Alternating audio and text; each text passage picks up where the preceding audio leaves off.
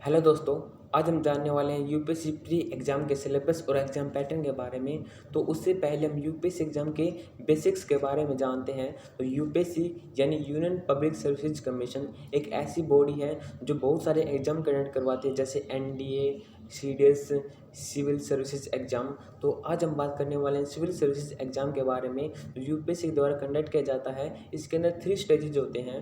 पहले स्टेज को हम कहते हैं प्री एग्ज़ाम यानी प्रीलिम्स, दूसरे स्टेज को हम कहते हैं मेंस एग्जाम और तीसरे स्टेज को कहते हैं हम इंटरव्यू। तो अब हम जानते हैं इसके सिलेबस व एग्जाम पैटर्न के बारे में। यूपीएससी प्रीलिम्स एग्जाम के अंदर 2 पेपर होते हैं, जिससे पहले पेपर को हम कहते हैं जीएस पेपर 1 यानी जनरल स्टडीज पेपर 1 और दूसरे पेपर को हम कहते हैं जीएस पेपर 2। जीएस पेपर 2 को हम एक और नाम से जानते हैं, जिसे हम कहते हैं सिविल सर्विसेज एप्टीट्यूड टेस्ट। अब हम देखते हैं जनरल स्टडीज़ पेपर 1 के एग्जाम पैटर्न के बारे में। तो नंबर ऑफ क्वेश्चंस 100 यानी इसके अंदर 100 क्वेश्चंस आते हैं और टोटल मार्क्स 200 यानी एक क्वेश्चंस के लिए 2 मार्क्स एलोकेट किए जाते हैं।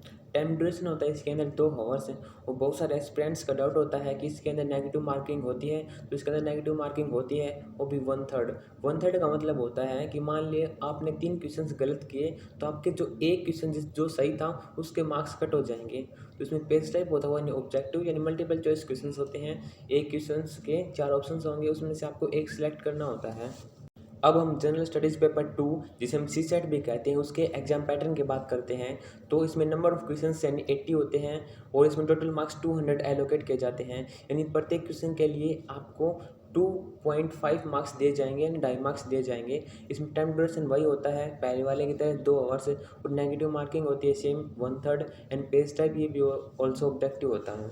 अब हम जिस पेपर 1 के सिलेबस के बारे में बात करते हैं, तो इसमें पहला पॉइंट है करंट अफेयर्स, जो कि नेशनल और इंटरनेशनल दोनों लेवल की आती हैं। यानी इंडिया के बारे में पूछा जाएगा आपसे और वर्ल्ड के बारे में। जो करंट अफेयर का वेटेज न कि ओनली प्रीलिम्स के अंदर, मेंस एग्जाम के अंदर और ऑल्सो इंटरव्यू के अंदर भी होता है। तो दूसरा पॉइंट है history of India and Indian national movement. Basically हम हिस्ट्री को समराइज करने के लिए हम 3 भागों में डिवाइड करके पढ़ते हैं, एंशिएंट, मिडिवल और मॉडर्न। तो इसके अंदर तीनों पार्ट्स आते हैं हिस्ट्री के अंदर, और इसमें जो ज़्यादा वेटेज होती है वो मॉडर्न हिस्ट्री की होती है, और उसमें भी जो कांग्रेस वाला दौर है या गांधी एरा है उसके अंदर ज़्यादा वेटेज होती है। तो इसमें थर्ड पॉइंट है इंडियन और वर्ल्ड ज्योग्राफी, यानी जो वर्ल्ड ज्योग्राफी और इंडियन दोनों से क्वेश्चंस आते हैं।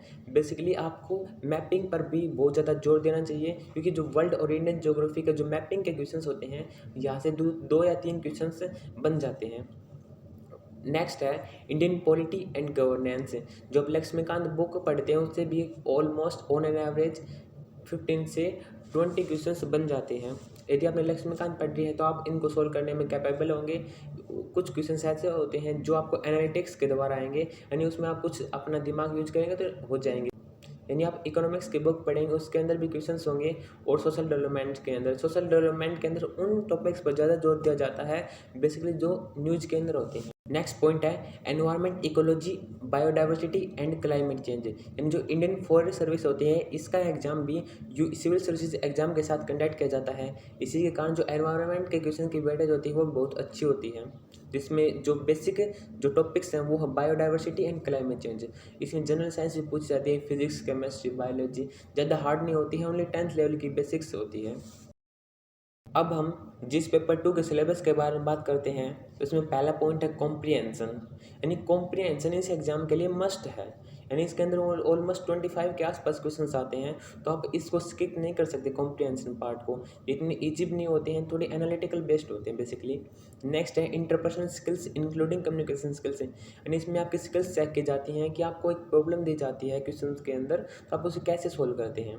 फिर नेक्स्ट है logical reasoning and analytical ability, यानी इसमें आपको रीजनिंग के क्वेश्चन दे जाते हैं, जैसे आपको मिसिंग नंबर का दे दिया या आपको कोई पिक्चर्स वगैरह का दे दिया, नेक्स्ट पिक्चर सेलेक्ट करनी होती है वो वाला क्वेश्चन।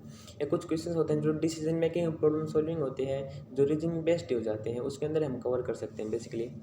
फिर नेक्स्ट है बेसिक न्यूमरेसी, जो क्लास 10th लेवल की, यानी इसमें बेसिक मैथ पूछी जाती है वो 10th लेवल की। और जो 10th लेवल की जो मैथ होती है उसमें कौन कौन से टॉपिक्स हैं जो बहुत ज़्यादा यूपीएससी डिमांड करते हैं, उसमें पहला टॉपिक नंबर सिस्टम और सेकंड टॉपिक है परमुटेशन एंड कम्बिनेशन। हालांकि 11th क्लास में आता है बट इतना ज़्यादा हार्ड में नहीं, ईजी है। नेक्स्ट है डेटा इंटरप्रिटेशन, यानी आपके साथ कुछ डेटा दे दिया जाएगा, उसके कुछ आपसे पूछ लिया जाएगा